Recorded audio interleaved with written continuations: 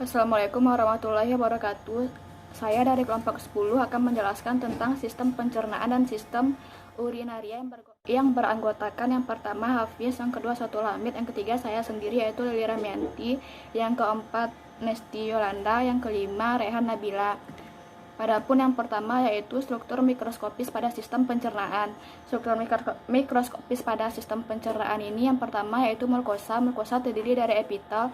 Epitel terbagi dua berlapis-lapis dan selapis. Berlapis-lapis itu contohnya mulut dan esofagus. Yang kedua selapis terdapat pada lambung dan usus. Fungsinya sebagai proteksi, sekresi, dan absorpsi. Yang kedua lamina propria terdapat pada jaringan ikat. Jaringan limpatik tidak berkapsul, fungsinya pertahanan saluran pencernaan terhadap mikroorganisme. Yang kedua pembuluh darah dan pembuluh limfa terdapat pada transportasi nutrien. Yang ketiga muscularis mucosa terdapat pada otot polos, mukosa usus berlipat-lipat. Yang kedua yaitu submukosa yang terdiri dari jaringan ikat syaraf otonom yaitu plexus Meissner yang berfungsi sebagai mengatur kontraksi muskularis mukosa dan sekresi dari mukosa saluran pencernaan. Yang ketiga otot lambung dan usus terdapat pada otot polos, kontraksi otot polos, segmentasi dan peristaltik usus. Yang kedua mulut, paring dan esofagus terdapat otot lurik. Otot lurik itu adalah gerakan menelan secara sadar. Ini adalah pola dasar struktur mikroskopis saluran pencernaan. Yang keempat, serosa terdiri dari epitelium dan jaringan ikat yang membentuk membran serosa, contohnya peritoneum. Lipatan peritoneum ini terdapat pada hati, lambung, usus besar, usus kecil, dan lambung. Hati terdapat pada dinding perut dan diafragma, yaitu ligamentum falciformis. Lambung dan duodenum terdapat pada hati atau omentum kecil minor. Dinding perut belakang, usus besar, dinding perut belakang atau terdapat pada mesokolon. Usus kecil pada dinding belakang perut, tepatnya di mesenterium. Lambung terdapat di usus besar, omentum besar atau mayor. Organ pencernaan manusia. Saluran pencernaan dilalui makanan, mencerna dan menyerap secara mekanik. Kelenjar pencernaan terdiri dari getah enzim pencernaan kimiawi. Adapun organ pencernaan manusia itu ada saluran pencernaan dan kelenjar pencernaan. Saluran pencernaan terdapat mulut, esofagus, kerongkongan, lambung, usus halus, usus besar, rektum, dan anus. Kelenjar pencernaan itu terdiri dari mulut, lambung, hati, pankreas, usus halus. Ini adalah gambar dari sistem pencernaan pada manusia yaitu mulai dari mulut, kerongkongan, lambung, usus halus, usus besar, dan berakhir di anus. Yang pertama yaitu rongga mulut. Rongga mulut terdiri dari gigi, lidah, dan kelenjar ludah. Ini adalah gambar dari rongga mulut. Yang kedua, kerongkongan esofagus. Di kerongkongan makanan akan didorong ke lambung oleh kerongkongan melalui gerak peristaltik. Bisa dilihat pada gambar ini adalah gerakan otot kerongkongan saat mendorong makanan. Yang ketiga, lambung berbentuk huruf J terletak pada bagian kiri atas rongga perut di bawah diafragma. Lambung itu di lambung ada selaput lendir, mukosa, submukosa, otot polos, dan serosa.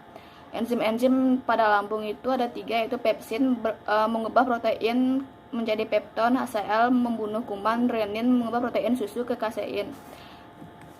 Yang kelima, usus halus. Usus halus makanan dari lambung yang telah berbentuk bubur makanan kemudian masuk ke usus halus untuk dicerna kembali dan diserap sari-sari makanannya. Baiklah, saya akan melanjutkan materi dari Lady Rahmianti yaitu mengenai hati dan pankreas. Di mana di sini hati terletak di sebelah kanan atas rongga perut yang di bawahnya terdapat diafragma. Beratnya kurang lebih 1,5 kg dan oleh ligamentum hati dibagi menjadi lobus kanan dan kiri. Selanjutnya ada struktur mikroskopis. Hati berbentuk dari lobulus-lobulus yang berbentuk segi 6. Hati disuplai oleh 2 pembuluh darah, yaitu vena porta hepatica dan arteri hepatica, di mana hati menghasilkan getah empedu untuk pelarutan lemak. Nah, selanjutnya ada pankreas. Bisa teman-teman lihat bentuk dari pankreas ini. Pada gambar terdapat Safraana canali, pankreas basi, pankreatik kanal, onychiparmak bagirsari, dan pankreas usus. Pankreas merupakan organ kelenjar dengan panjang lebih kurang 12 cm dan tebal lebih kurang 2,5 cm. Pankreas terletak di bawah lambung. Jadi di sini ada enzim trypsin yang mengubah pepton menjadi asam amino. Ada amilase yang mengubah amilum menjadi gula, lipase mengubah lemak menjadi asam lemak, dan gliserol. Sel pankreas. Pankreas terdiri dari dua bagian sel kelenjar, yaitu eksokrin dan endokrin, di mana endokrin mengandung alfa, beta, dan delta. Soalnya ada usus besar. Secara anatomi inilah bentuk dari usus besar yang terdapat pada gambar. Bisa teman-teman lihat sendiri. Nah, fungsi usus besar ini adalah menyerap air, pembusukan makanan oleh bakteri E. coli, menghasilkan vitamin K dan biotin, lalu mendorong sisa-sisa makanan keluar tubuh. Selanjutnya ada rektum dan anus. Rektum ini menampung sisa makanan atau feses. Anus berfungsi untuk mengeluarkan feses. Jadi ini terdapat pada gambar di samping, itulah bentuk dari rektum dan anus. Macam pencernaan.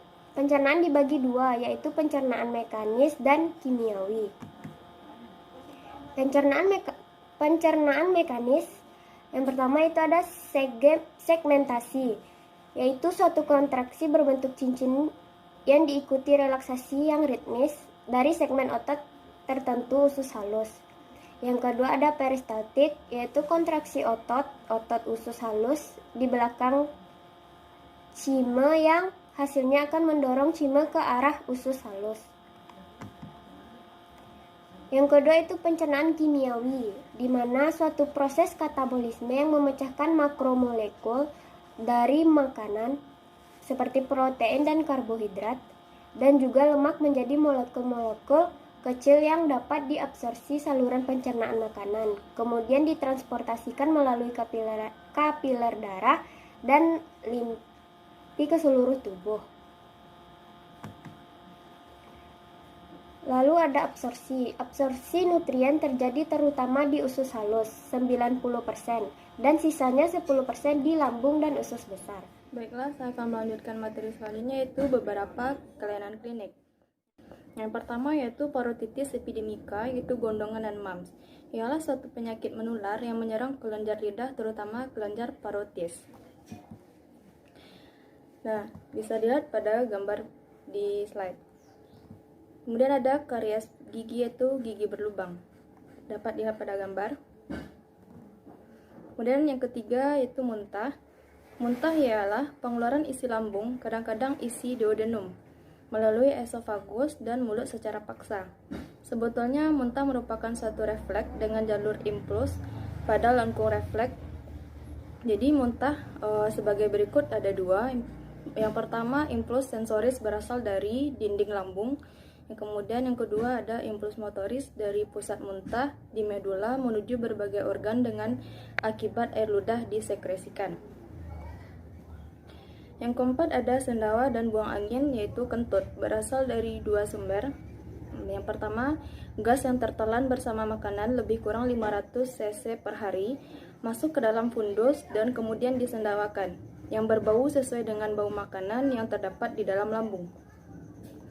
Yang kedua yaitu fermentasi dan pembusukan sisa-sisa makanan, terutama terjadi di usus besar dan akan menimbulkan sendawa. Pembusukan dari sisa-sisa protein dengan hasil gas H2S, indol skotol, dan sebagainya, ini akhirnya akan keluar dari anus yang bisa dikatakan dengan kentut. Yang kelima ada tukak peptik. Tukak peptik adalah suatu penyakit terkait asam lambung yang dapat menyebabkan luka hingga bagian muskularis mukosa lambung atau duodenum. Tukak ini juga terjadi pada bagian bawah esofagus, bisa juga di kurtavora lambung atau tekak lambung, dan paling sering terjadi di bagian atas duodenum atau tukak duodenum. Bisa dilihat pada gambar. Yang keenam ada hepatitis. Peradangan di hati yang sering disebabkan oleh virus, bakteri, parasit, cacing, racun, obat-obatan, atau alkohol. Nah, itu ada hepatitis itu ada 3, hepatitis A, hepatitis B, dan hepatitis C. Hepatitis C ini ada non A dan ada non B. Bisa dilihat pada gambar. Nah, kemudian yang ketujuh adalah cirrhosis hepatitis atau pengerasan hati. Ialah suatu keadaan di mana sel-sel hati banyak yang mati.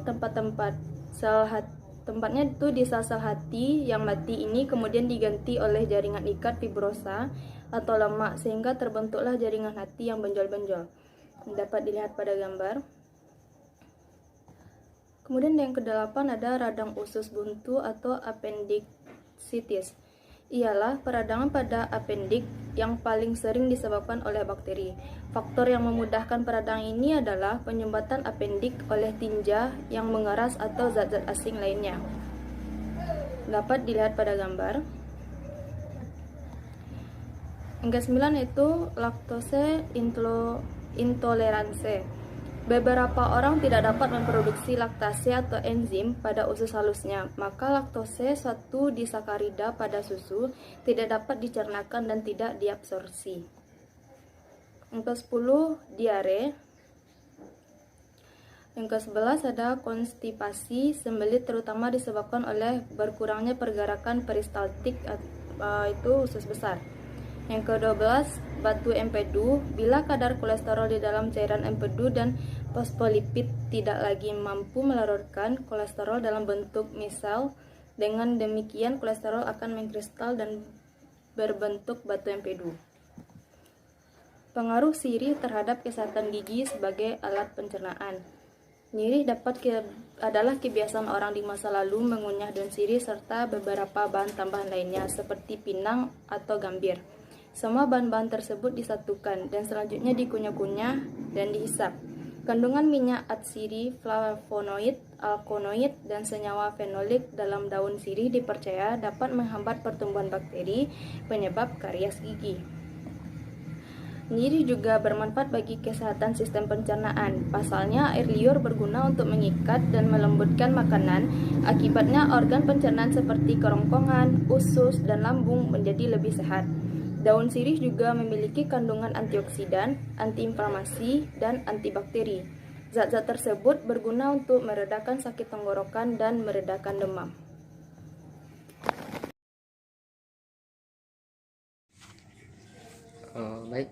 Di sini saya akan melanjutkan materi tentang sistem urinaria.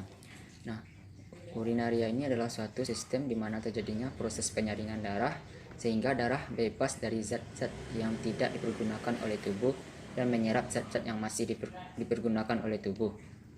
Nah, sistem urinaria ini terdiri atas yang pertama itu ginjal yang mengeluarkan sekret urin, yang kedua ureter yang menyalurkan urin dari ginjal ke kandung kencing, yang ketiga itu kandung kencing yang bekerja sebagai penampung, yang keempat uretra yang mengeluarkan urin dari kandung kencing.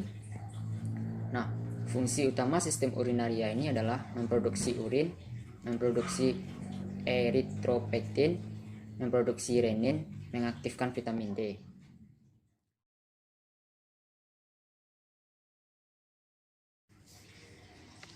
Sistem urinaria itu pertama itu ginjal.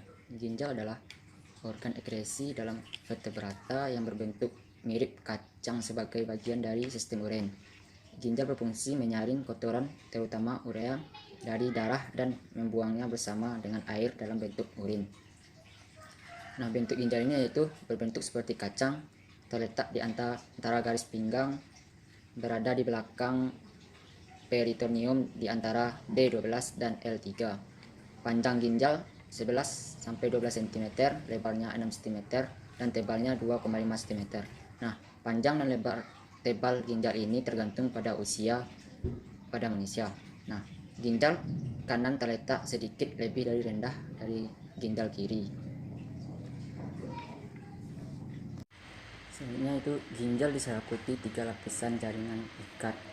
Yang pertama itu lapisan terluar yaitu fascia renalis yang membungkus ginjal dan menghubungkannya dengan dinding abdomen posterior.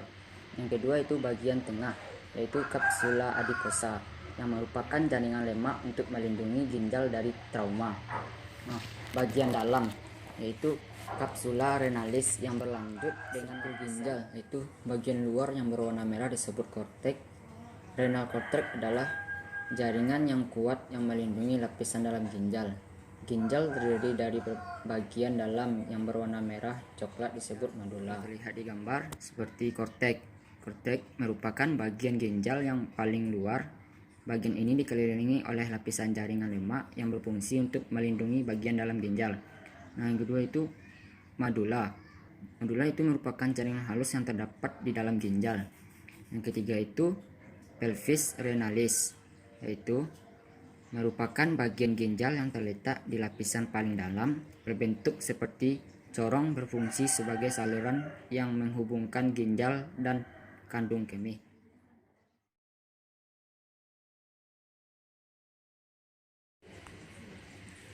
Nah, proses pembentukan urin. 1. Filtrasi glomerulus. Proses penyaringan besar-besaran plasma hampir bebas protein dari kapiler glomerulus ke dalam kapsul Bowman. Nah, filtrasi terjadi di padan Malpighi yang terdiri dari glomerulus dan kapsul Bowman. Glomerulus menyaring air, garam, glukosa, asam amino, urea, dan limbah lainnya untuk melewati kapsul Bowman. Nah, yang kedua itu proses reabsorpsi. Pada proses ini terjadi penyebaran kembali bagian besar dari glukosa, sodium klorida, fosfat, dan beberapa ion bikarbonat. Prosesnya terjadi secara pasif atau obligator reabsorpsi di tubulus proksimal, sedangkan pada tubulus distal terjadi kembali penyerapan sodium dan ion berkarbonat bila diperlukan tubuh. Penyerapan terjadi secara aktif, reabsorpsi fakultatif, dan sisanya dialirkan pada papila renalis. Yang ketiga itu proses sekresi. Sisa dari penyerapan kembali yang terjadi di tubulus distal dialirkan ke papila renalis. Selanjutnya diteruskan keluar. Nah, ini gambar dari bentuk proses pembentukan urin, yaitu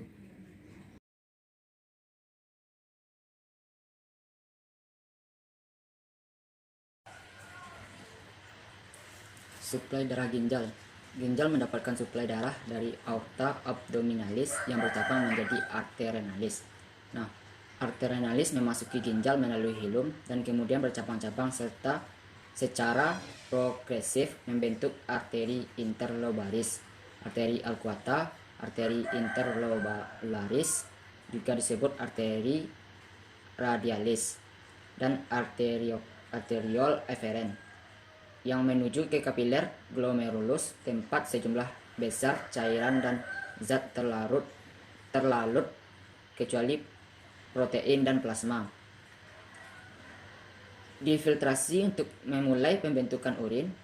Ujung-ujung kristal kapiler pada setiap glomerulus bergabung untuk membentuk arteriole aferen yang menuju ke jaringan kapiler kedua, yaitu kapiler partibular yang mengelilingi tubulus ginjal.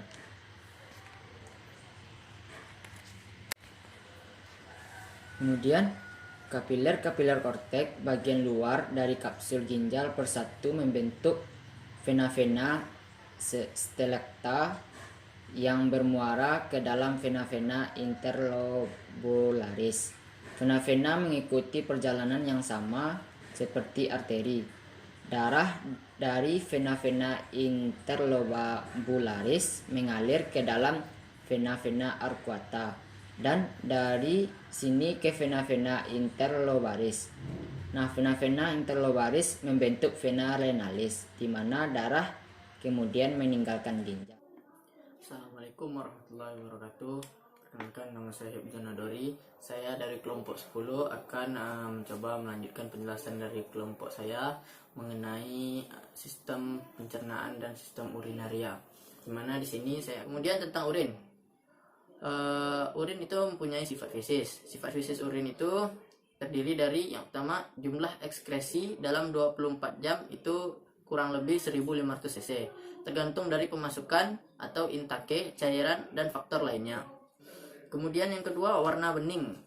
Warna bening kuning muda dan bila dibiarkan akan menjadi keruh. Kemudian ketiga, warna kuning tergantung dari kepekatan, diet, obat-obatan dan sebagainya. Kemudian bau. Bau khas air kemih bila dibiarkan lama-lama akan berbau seperti amoniak. Di mana berat jenisnya 1,015 sampai 1,20. Reaksi asam bila lama-lama menjadi alkalis juga tergantung daripada diet atau sayur, menyebabkan reaksi alkalis dan protein memberi reaksi asam. Kemudian komposisi air kemih. Komposisi air kemih itu terdiri dari yang pertama, air kemih itu kira-kira 95% itu terdiri dari air. Kemudian zat-zat sisa nitrogen hasil metabolisme protein, asam urea, amoniak, dan kreatin.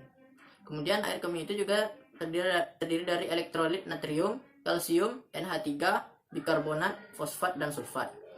Kemudian terdiri juga dari pigmen atau bilirubin dan urobilin. Kemudian terdiri dari toksin dan terakhir hormon. Baiklah, selanjutnya yaitu faktor yang mempengaruhi volume urin.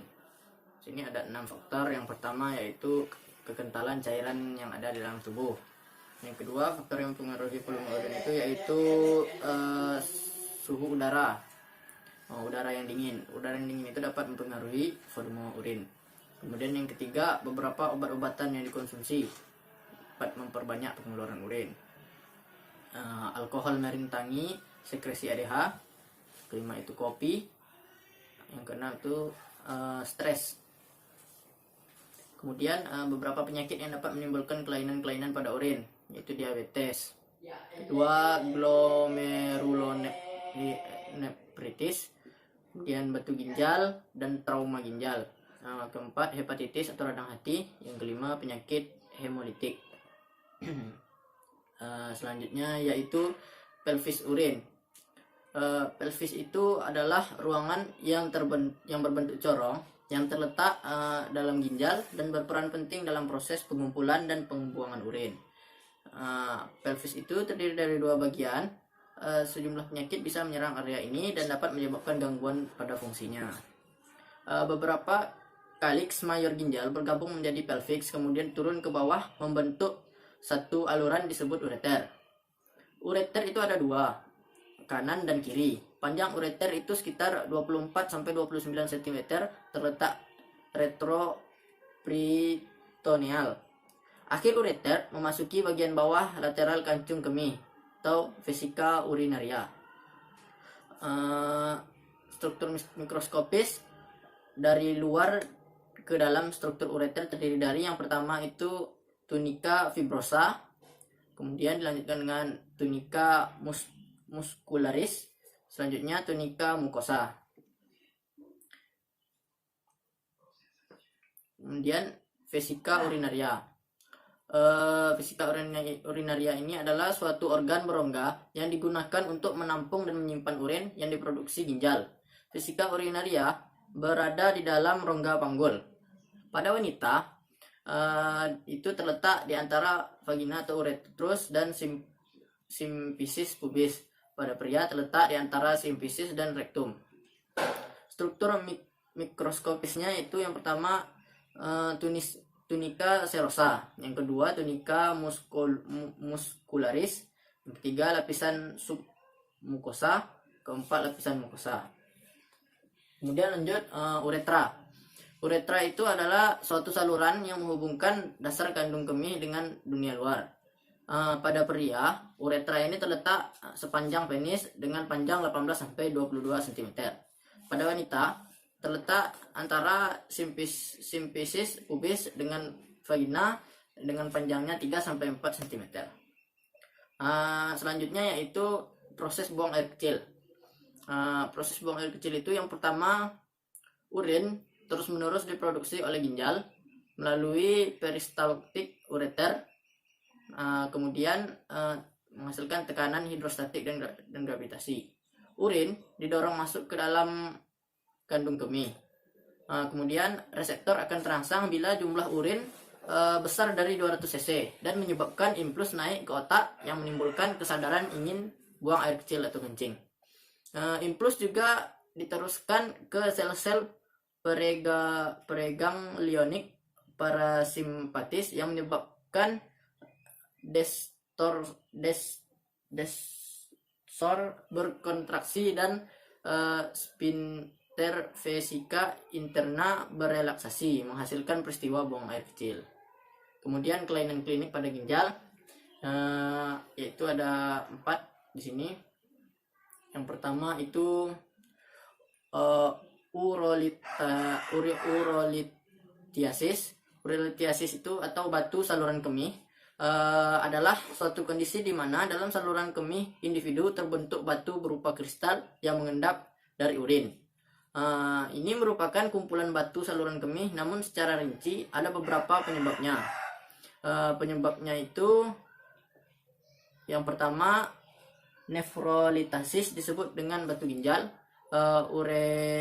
ureterolithiasis disebut dengan batu pada ureter, vesikolitasis disebut sebagai batu pada vesika urinaria, batu buli. Yang keempat, uretrosai disebut sebagai batu pada uretra. Kemudian penyakit kedua yaitu pilonephritis. Pilonephritis ini disebut juga sebagai suatu kondisi di mana penyakit infeksi pada saluran kemih bagian atas, khususnya pada bagian parenkim dan pelvis ginjal. Kemudian penyakit selanjutnya yaitu glomerulonephritis. Itu adalah suatu jenis penyakit ginjal di mana terjadi peradangan pada glomerulus. Glomerulus ini merupakan bagian ginjal yang berfungsi sebagai penyaring dan membuang air cairan serta elektrolit berlebih.